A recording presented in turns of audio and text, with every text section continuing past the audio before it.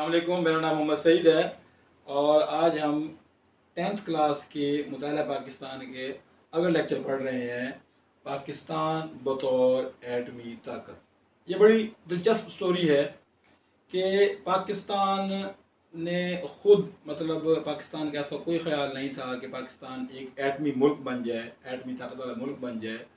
पाकिस्तान को मजबूरन इस तरफ आना पड़ा। हालांकि पाकिस्तान का सिर्फ और सिर्फ मकसद एटमी ताकत के हसूल का इतना था कि पाकिस्तान जो है एटमी बिजली घर बनाकर और एटमी साइंस को जो है अपने मुल्क में लाकर तरक्की करना चाहता था। पाकिस्तान का एटम बॉम्ब बनाने का कभी कतन कोई इरादा ना था। पाकिस्तान ने ऐसा क्यों किया वो हम आज के लेक्चर में जानेंगे और किस तरह पाकिस्तान एक एटमी ताकत वाला मुल्क बन गया। थोड़ा इसका पस मंज़र जानते हैं हम।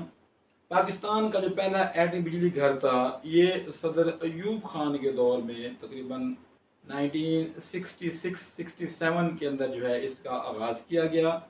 और ये 1972 को जाकर ये इसका पहला यूनिट जो था वो मुकम्मल हुआ, जब जुल्फ़िकार अली भुट्टो पाकिस्तान के सदर थे और हुकूमत उनके पास थी।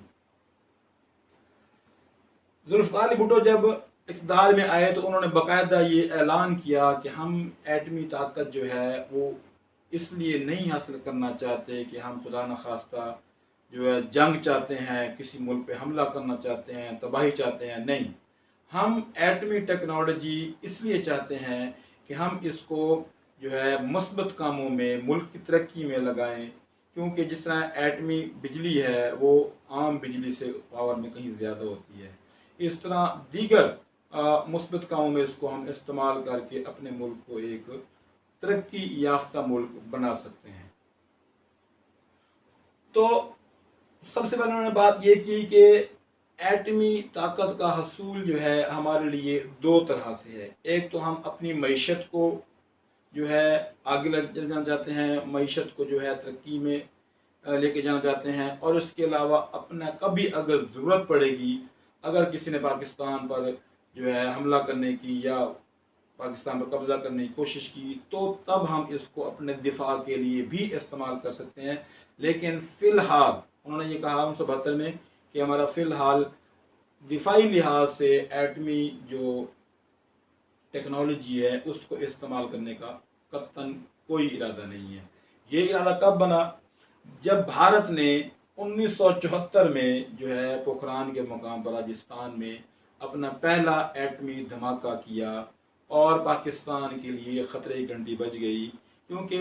हिंदुस्तान ने आज तक जो है 2020 अब चल रहा है, कभी भी पाकिस्तान को दिल से तस्लीम ही नहीं किया। वो हमेशा अपना दिफाई बजट जो है अपनी आवाम पर लगाने की बजाय इतना बढ़ा रहे हैं और बढ़ाते रहे हैं कि हालांकि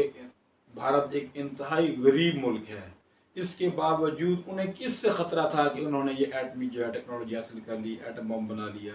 तो उन्होंने जनाब 1974 में पहला अपना एटमी धमाका करके पाकिस्तान के लिए जो ख़तरा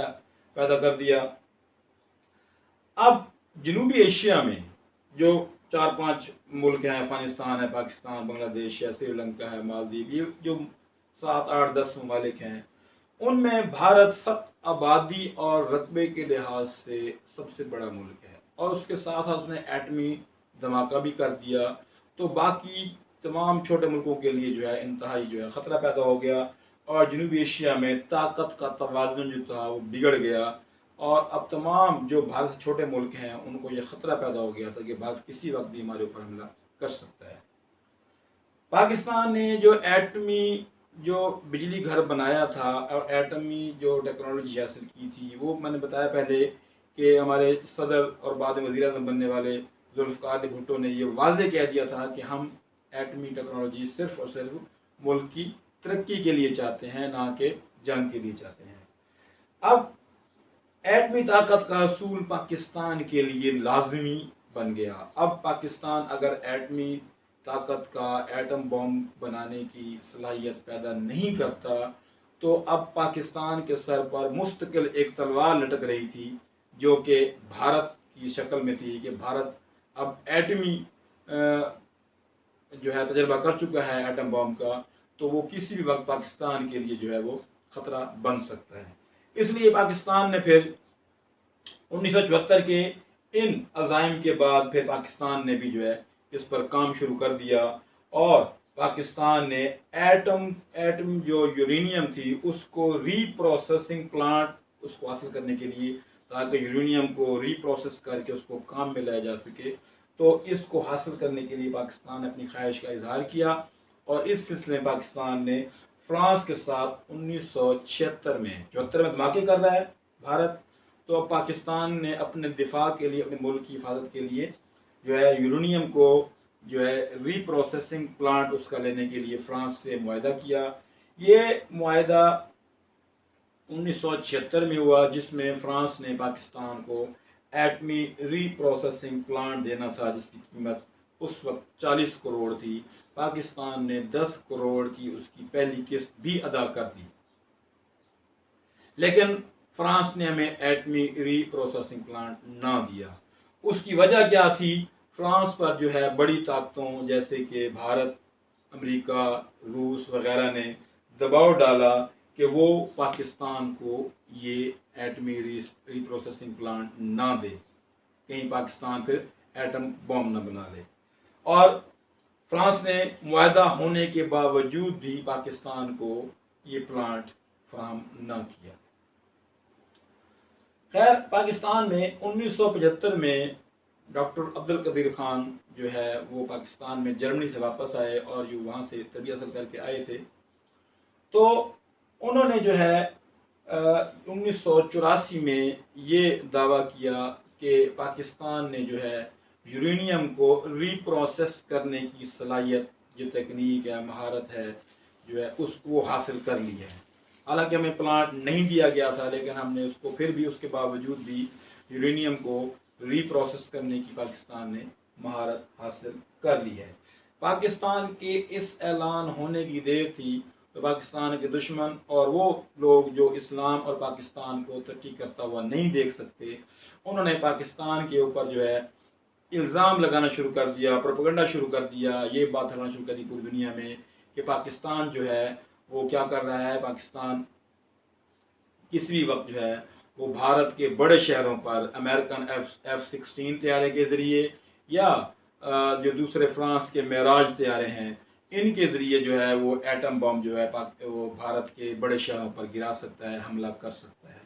یہ ایک، حالانکہ پاکستان، میں نے پہلے بتایا آپ کو، پاکستان کا شروع سے یہ جو ایٹمی پروگرام ہے یہ ہمیشہ سے پرامن رہا ہے۔ پاکستان دیکھنا جب سے بنا ہے، پاکستان نے آج تک کسی بھی ملک پر کوئی حملہ نہیں کیا۔ بھارت چین پر حملہ کر چکا ہے، پاکستان کو دو حملہ کر چکا ہے، لیکن پاکستان نے کبھی بھی کسی ملک پر حملہ نہیں کیا۔ ہاں، پاکستان نے اپنے دفاع کے لیے جو پاکستان میں حملہ کرے گا تو اس سے نمٹنے کے لیے پاکستان نے یہ ٹیکنالوجی ضرور حاصل کی تھی۔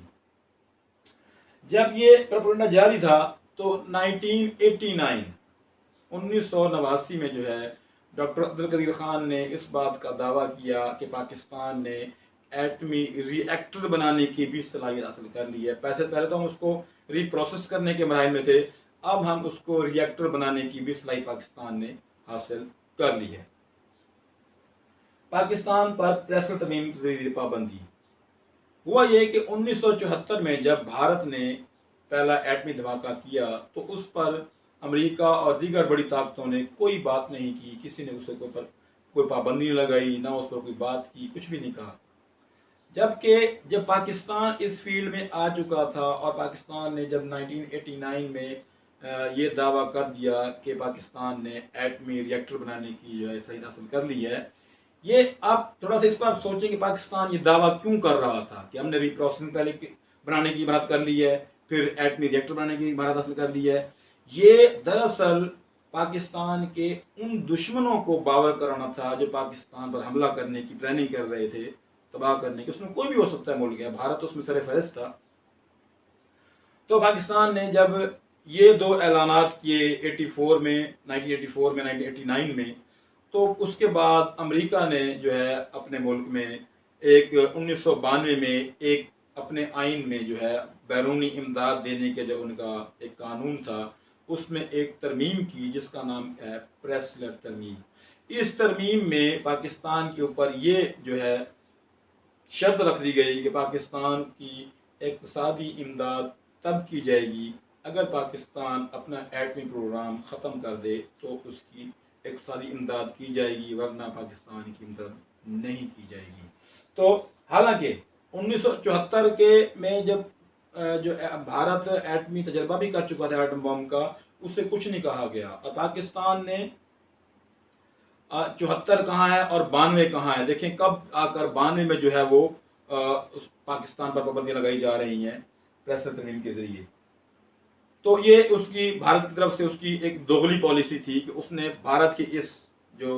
اقدام پر نظریں چرا لی اور اسے کچھ نہ کہا، اور دیگر ملکوں کے جو بڑی طاقتیں تھیں انہوں نے بھی کچھ نہیں کہا، لیکن پاکستان جب اس فیلڈ میں آیا اور وہ بھی صرف اپنے دفاع کے لیے، تو انہیں یہ بات ہضم نہ ہوئی اور پاکستان پر پابندی عائد کر دی۔ پھر ہے جی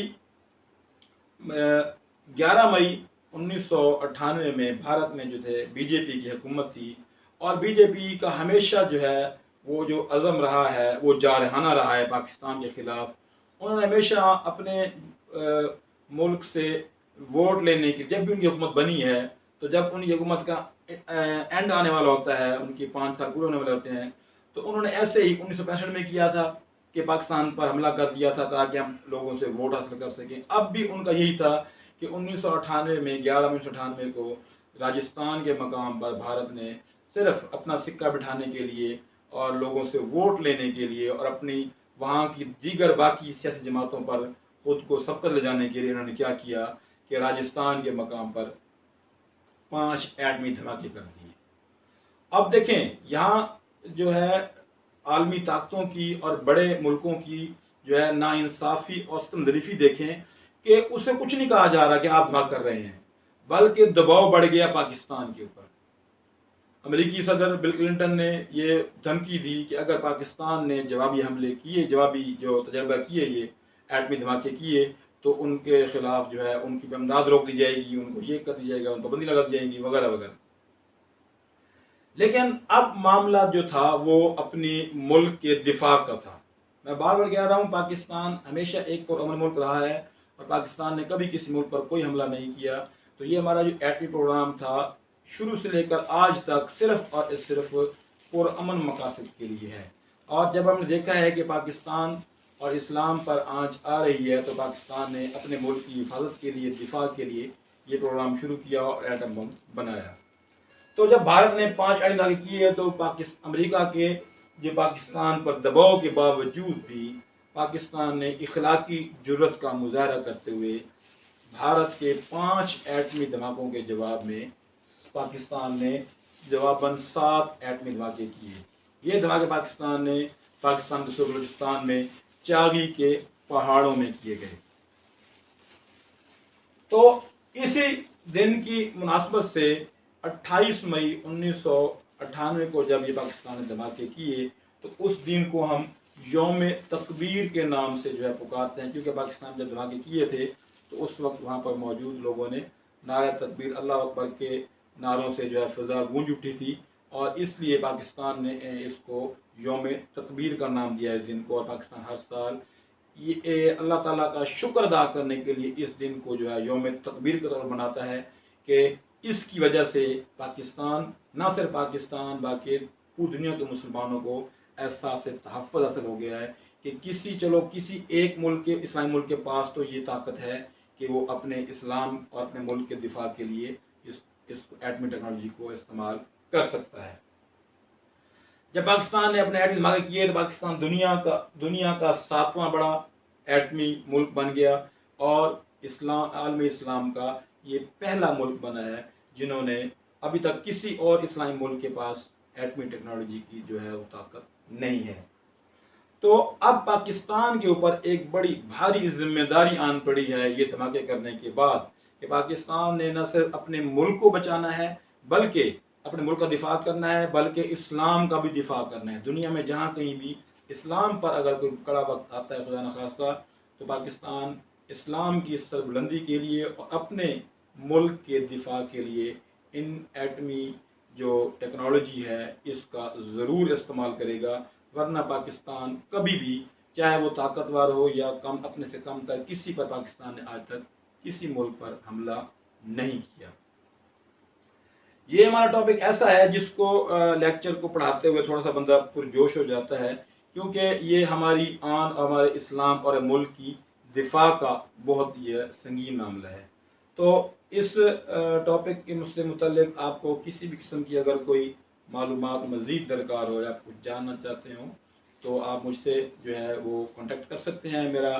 व्हाट्सएप नंबर इसमें दिया हुआ है डिस्क्रिप्शन में के अंदर, डिस्क्रिप्शन में, और इसमें यूट्यूब जीमेल का लिंक भी है और फेसबुक का भी लिंक जो है वो दिया हुआ है। तो अगले लेक्चर तक के लिए अल्लाह हाफिज़।